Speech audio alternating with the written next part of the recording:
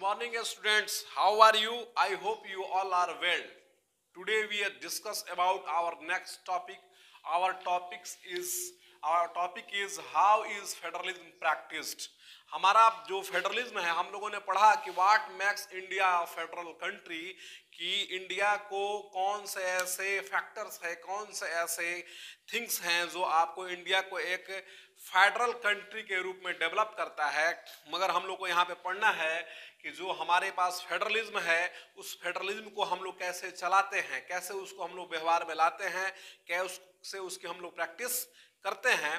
तो हमने पढ़ा कि what makes India federal country, उसमें हमने पढ़ा कि जो सेंट्रल गवर्नमेंट है, जो स्टेट गवर्नमेंट है, दोनों के बीच में जो पावर का डिवीजन है उसको लेकर के अगर कोई मतलब आपका चेंजेस करना होगा तो सेंट्रल गवर्नमेंट चाह करके भी चेंज उसको नहीं कर सकता है। उसके लिए उसको लोकसभा राज्यसभा में 2/3 मेजोरिटी से पास करना होगा। साथ ही साथ आपका जो स्टेट्स हैं उसके आधे से अधिक स्टेट्स के द्वारा आपको उसको मतलब पास करना होगा। आधे स्टेट्स की सहमति चाहिए तब जाके कोई कानून पास हो सकता है। इन दोनों के बीच का अगर कोई मतलब पावर का डिस्ट्रीब्यूशन होता है तो ठीक है। और भी तमाम और अदर चीज हम लोगों ने इसमें पढ़ा है। मगर हम लोग को यहाँ देखना है कि किस प्रकार भारत के अंदर में आपका फेडरलिज्म को प्रैक्टिस किया जाता है, किस प्रकार हम लोग फेडरलिज्म को चलाते हैं। अगर हम लोग कोई चीज बोलते हैं कि हाँ हमारे पास फेडरलिज्म है तो क्या फेडरलिज्म बोलने से होता है? कोई बोलेगा डेमोक्रेसी है तो क्या डेमोक्रेसी बोलने से होता है? ऐसा नहीं होता है। उसके लिए हमको उस तरह के व्यवहार करना पड़ता है, उस तरह का हमको बिहेवियर करना पड़ता है, उस तरह के चीज़ों को हमारे उन तमाम सिस्टम्स के अंदर शामिल करना पड़ता है, उनको स्वीकार करना पड़ता है, एक्सेप्टेंस स्वीकार करना पड़ता है। तब जाकर के होता है कि हाँ हम लोग वास्तव में इस चीज़ को अपने यहाँ लागू कर रहे हैं या चला रहे हैं। ठीक है। अब मान लीजिए आपका देखिए इसके आधार पर ऐसा है सिस्टम है कि इंडिया के अंदर में अगर आपका फेडरलिज्म जो है वो उसका सक्सेस है तो उसका सिर्फ और सिर्फ एक कारण यही है कि जो इंडिया का डेमोक्रेटिक कैरेक्टर है, जो उसका राजनीतिक चरित्र है, यहाँ के जो मतलब कॉन्स्टिट्यूशंस है, उसको जो व्यवस्थाएं हैं उसको जो लागू करने का, उसको स्वीकार करने का, और तमाम जो डाइवर्सिटी है चाहे लैंग्वेज के आधार पर हो, चाहे आपका रीजन के आधार पर हो, चाहे और भी अदर आपका कल्चर के आधार पे हो, उसको स्वीकार करके ही हमारा कंट्री जो है आपको फेडरलिज्म की ओर आगे बढ़ता जाता है और उसको प्रैक्टिस अपने यहाँ करता है। तो इसके लिए हम लोग कुछ और पॉइंट्स पे पढ़ेंगे। But in this topic we have to learn about linguistic states. मगर हम लोग को पढ़ना है इस टॉपिक में भाषाई राज्य। लिंग्विस्टिक्स मीन्स होता है भाषाई और स्टेट मतलब राज्य। भाषाई राज्य, आखिर भाषाई राज्य से मतलब क्या निकलता है? सीधा सीधा बात वैसा कि वैसे स्टेट्स जिसमें एक समान भाषा बोली जाती होगी उसी को भाषाई राज्य या लिंग्विस्टिक स्टेट्स कहते हैं। तो हम लोग देखते हैं कि फेडरलिज्म तो एक चीज है, मान लीजिए संघवाद, मगर successful federalism both are different thing. मगर फेडरलिज्म होना और एक सक्सेसफुल फेडरलिज्म होना ये दोनों अलग अलग चीज है। एक मान लीजिए स्पोर्ट्समैन होना और एक अच्छा स्पोर्ट्समैन होना, दोनों में डिफरेंस है। उसी तरह आपका डिफरेंस है ये तो मान लीजिए आपका कॉन्सेप्ट के रूप में दिया हुआ है फेडरलिज्म, मगर हम उसको प्रैक्टिकली किस प्रकार अपने यहाँ अडॉप्ट कर पाते हैं ये जानने लायक बात है। तो हमारे यहाँ लिंग्विस्टिक स्टेट्स को लेकर हम पढ़ रहे हैं कि दोनों के अंदर अंतर होता है और it depends on the nature of democratic politics. और जो आपका सक्सेसफुल फेडरलिज्म हमारे यहाँ अगर है तो इसके लिए सबसे बड़ा जिम्मेवार होता है कि जो हमारा आपका डेमोक्रेटिक पॉलिटिक्स जो है, लोकतांत्रिक जो राजनीति है उसका नेचर क्या है, उसका प्रकृति क्या है, उसका प्रवृत्ति क्या है, ये बहुत बड़ा महत्व रखता है। राजनीतिक चरित्र जो है वो महत्व रखता है। तो इसको हम लोग बात करते हैं कि लिंग्विस्टिक स्टेट्स, हमारा कंट्री जो है बहुत बड़ा है। इंडिया जब वास्ट कंट्री हम लोग जान रहे हैं। इंडिया जब आपका इंडिपेंडेंस हुआ, इंडिया जब आज़ाद हुआ तो आज़ाद होने के बाद उस समय हमारे बहुत से कम स्टेट्स थे, 14 स्टेट्स थे हमारे यहाँ, 14 राज्य थे, मैंने पिछले टॉपिक में बताया था आपको। मगर आज बढ़कर के आपका 28 स्टेट्स हो चुके हैं। ठीक है, 28 स्टेट्स हैं। तो बहुत से राज्य जो हैं उनका नया फॉर्मेशन हुआ, बहुत से ऐसे स्टेट्स हैं जिनका आपका बाउंड्री सीमा जो है परिवर्तन हुआ, बहुत से स्टेट्स का नेम चेंज हुआ, माने जो भी हुआ तो इस प्रकार का स्टेट्स जो है आपका बना। मगर हम लोग को देखना है कि हमारे कंट्री के अंदर में जो स्टेट्स का फॉर्मेशन हुआ वो किस किस बेस पर, किस किस आधार पर हुआ। तो इस टॉपिक से रिलेटेड एक चीज है कि लिंग्विस्टिक स्टेट जो है, तो देखिए कि evolution of states over a period of time, अब 1947 से 2020 तक, 2020 तक बहुत से नए स्टेट्स का निर्माण हुआ है हमारे यहाँ। देखिए, मगर स्टेट्स के निर्माण होने का क्या बेस रहा है हम लोग को देखना है creation of states on the basis of language is linguistic states, मगर जो स्टेट्स का क्रिएशन हुआ है, जो स्टेट्स का निर्माण हुआ है, फॉर्मेशन हुआ है, उसका आधार आपका क्या रहा है? लैंग्वेज रहा है, उसका आधार रहा है भाषा रहा है। एग्जाम्पल फॉर में तेलुगु भाषा आंध्र प्रदेश में बोली जाती है। आप जान रहे हैं कि तेलुगु आपका आंध्र प्रदेश ही पहला ऐसा राज्य है जिसको भाषा के आधार पर गठन किया गया था। ठीक है, पहला स्टेट से ही है। तो तमिलनाडु में तमिल बोला जाता है। तो आप देख रहे हैं कि भाषा के आधार पर स्टेट का फॉर्मेशन हुआ है। मराठी है तो महाराष्ट्र, गुजराती है तो गुजरात, पंजाबी है तो पंजाब, मतलब भाषा के आधार पर मतलब आपका स्टेट्स का जो है वो आपका फॉर्मेशन हुआ है। ये आधार हमारे यहाँ है। ठीक है, दूसरा चीज आपका ये है कि केवल भाषा ही आपका मतलब ये बेस नहीं रखता है कि नए स्टेट्स का फॉर्मेशन हुआ है, कुछ और भी आपके मतलब बेस है जिसके आधार पर स्टेट्स का फॉर्मेशन हुआ है।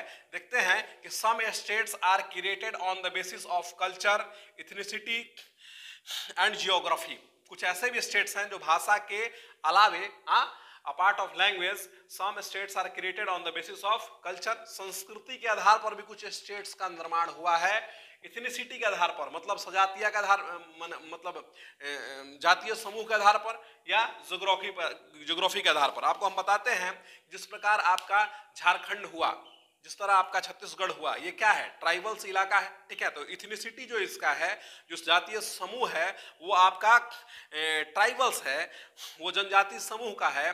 तो कहीं ना कहीं बिहार से एक लंबी लड़ाई जो है वो झारखंड के लिए चलता रहा है कि हम लोग ट्राइबल्स हैं, हम लोग अलग स्टेट्स का डिमांड हम लोग कर रहे हैं, हमको अलग स्टेट्स चाहिए। उसी प्रकार मध्य प्रदेश के अंदर में आपका डिमांड हुआ छत्तीसगढ़ को लेकर के। यूपी के अंदर उत्तराखंड है, पहाड़िया लोग हैं या जो भी हैं, उस तरह के भी कंडीशंस हैं। तो आपका हुआ बहुत से स्टेट्स का नाम ज्योग्राफिकल के हिसाब से होता है। जैसे मान लीजिए हिमाचल प्रदेश हुआ, हिमाचल, जिसके आंचल में हिम हो, बर्फ हो, उसको हिमाचल प्रदेश कहते हैं।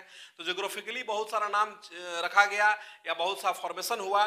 तो जो स्टेट्स का फॉर्मेशन हुआ वो सिर्फ भाषा, सिर्फ लैंग्वेज के आधार पर नहीं हुआ, सिर्फ लिंग्विस्टिक के आधार पर नहीं हुआ, साथ ही साथ आपका कल्चर, संस्कृति, आपका इथनिसिटी जो जातीय समूह है, और साथ ही साथ ज्योग्राफी के आधार पर, भूगोल के आधार पर भी स्टेट का फॉर्मेशन हुआ है। अब देखिए बहुत से स्टेट्स का नाम क्या है आपका जो ज्योग्राफिकल हिसाब से है। उत्तर प्रदेश, उत्तराखंड, उत्तर प्रदेश नॉर्थ इलाका में है, मध्य प्रदेश सेंट्रल में है।